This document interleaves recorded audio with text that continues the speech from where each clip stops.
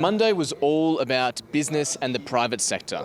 There were more than 2,000 economic stakeholders here in attendance, and it was up to French business leaders to eye potential opportunities in sectors which France specialises in. We have several sectors.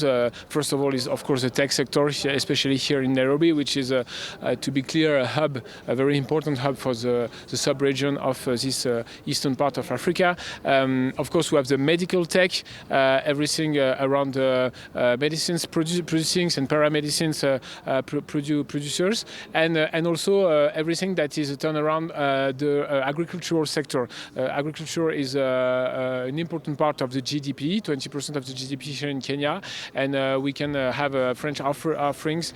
So the topic of France's ruptured relations with countries in the Sahel, former French colonies and Francophone countries there, has been a heated topic that has been debated at the summit. But for some Kenyan business leaders, the past is not going to affect a future potential opportunity.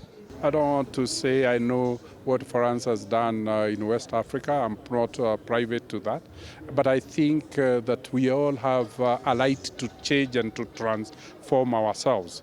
If France have done long things and then it chooses to collect them or make them light, this is a great opportunity. And that is how progress is made. We don't live in the past.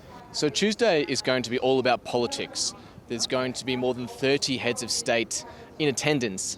And one of the themes here is that, or one of the ways rather in which people are regarding this summit is kind of like a stepping stone towards the G7, which France will host in June.